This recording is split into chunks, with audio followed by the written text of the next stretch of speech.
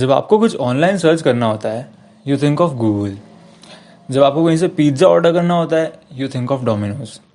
और जब आपको कोई मूवी या वेब सीरीज बिंज वॉच करनी होती है यू थिंक ऑफ। तो आज की वीडियो होने वाली है एक ऐसे प्लेटफॉर्म की जिसने हमारे मूवीज़ या वेब सीरीज़ देखने का नज़रिया ही बदल दिया है। ये अपने कॉम्पिटिटर से बहुत आगे है और इसका इंडिविजुअल सब्सक्राइबर बेस इसके टॉप 2 कॉम्पिटिटर्स अमेजॉन प्राइम और डिज्नी प्लस के कंबाइंड सब्सक्राइबर बेस से ज़्यादा है। तो अभी तक आप लोग गैस कर ही चुके होंगे कि आज की वीडियो होने वाली है नेटफ्लिक्स के बारे में, जो कि आज वर्ल्ड की मोस्ट सब्सक्राइब्ड और प्रॉफिटेबल बिजनेसेस है when it comes to OTTs। But was it a cakewalk for the company? क्या ये सब इतना ही आसान था? Not exactly. Starting from DVDs to being in loss for 5 years in a row, to the founder leaving the company and also almost being sold to another company, it is a story of courage, boldness and futuristic approach that led the company where it is now. तो चलिए, let's begin with the story of Netflix. Netflix was founded by Reed Hastings and Mark Randolph.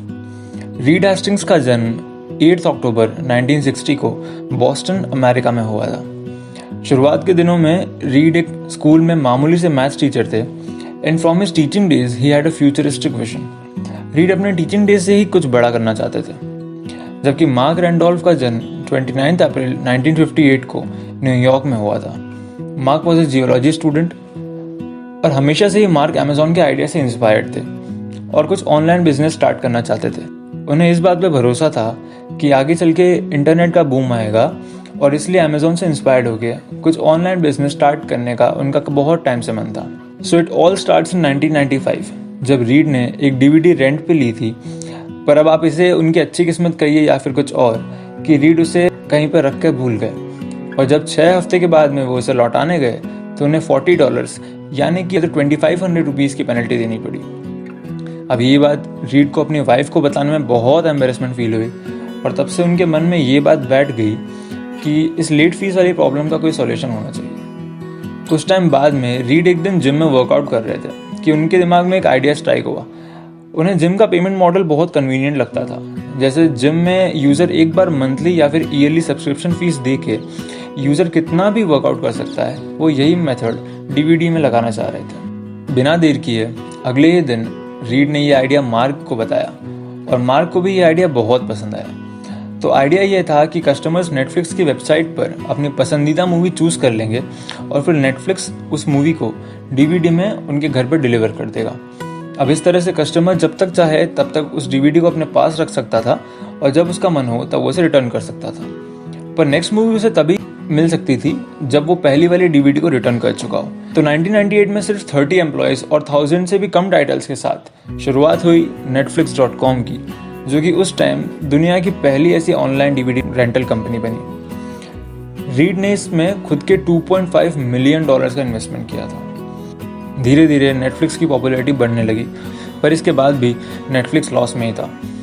Finally 5 साल continuous loss देखने के बाद 2003 में Netflix finally posted its profit for the first time which was around $6.5 million और इसी साल Netflix ने 1 million subscribers hit करने का एक नया रिकॉर्ड बनाया। तो 5 साल के कंटिन्यूस अप्स एंड डाउन्स देखने के बाद नेटफ्लिक्स ने फिर से एक नई शुरुआत की और thanks to the innovative vision of the founders Netflix ने फिर कभी पीछे मुड़ के नहीं देखा।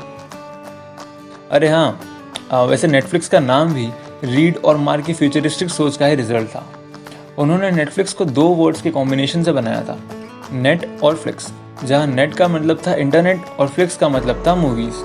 बेसिकली इंटरनेट का यूज़ करके मूवीज़ देखना। तो स्टोरी में वापस आते हैं। 3 साल के बाद 2006 में नेटफ्लिक्स का सब्सक्राइबर बेस 6 गुना बढ़ के 6.3 मिलियन हिट कर चुका था। 2007 में रीड यूट्यूब की स्ट्रीमिंग सर्विस को देखते हुए ये समझ चुके थे कि people are preferring video streaming more than anything else, and so उन्होंने नेटफ्लिक्स की स्ट्रीमिंग सर्विस वॉच नाउ को स्टार्ट कर दिया। इसमें यूजर्स अपने पर्सनल डिवाइसेस और PCs पर मूवीज़ और वेब सीरीज देख सकते थे and this change prove to be a huge hit, जिसके चलते 2010 में नेटफ्लिक्स ने 20 मिलियन सब्सक्राइबर्स अचीव कर लिए थे। बट ये सब हासिल करने के लिए नेटफ्लिक्स ने बहुत मुश्किलों का सामना भी किया।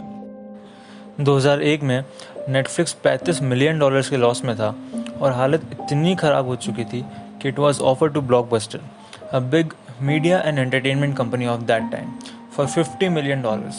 पर उस टाइम ब्लॉकबस्टर के सीईओ ने हंस के इस ऑफर को रिजेक्ट कर दिया। मार्च के 2004 में कंपनी से रिज़ाइन देने के बाद में रीड के कंधों पे ही सारी रिस्पॉन्सिबिलिटीज़ आ चुकी थी।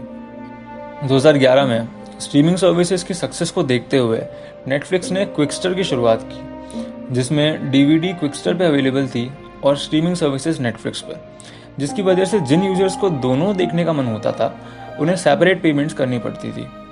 पर यह प्लान यूजर्स को पसंद नहीं आया और इसके चलते नेटफ्लिक्स कुछ ही महीनों में 6 लाख सब्सक्राइबर्स खो चुका था और नेटफ्लिक्स का स्टॉक प्राइस भी आधा हो चुका था।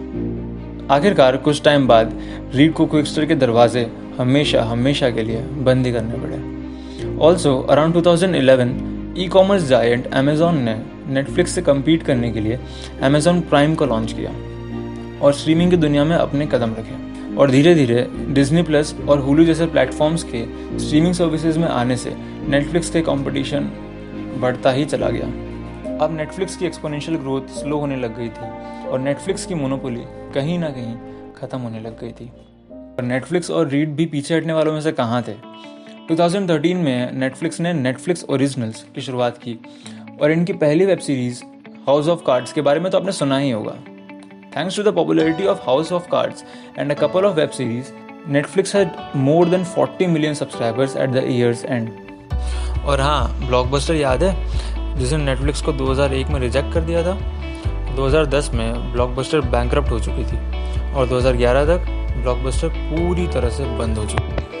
Slowly and steadily, Netflix continued its expansion in different countries and by 2016, Netflix लगभग 190 कंट्रीज में अपने कंटेंट से लोगों को एंटरटेन कर रहा था। And as of year 2020, Netflix has reported revenues of more than $25 billion.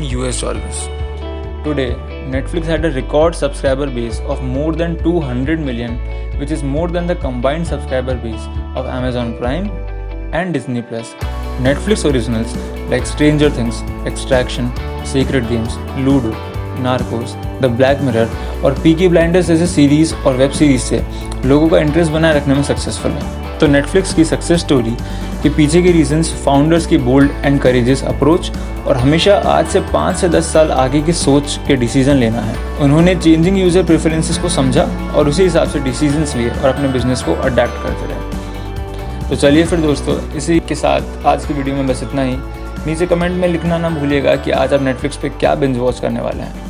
जल्दी मिलते हैं नेक्स्ट वीडियोस में।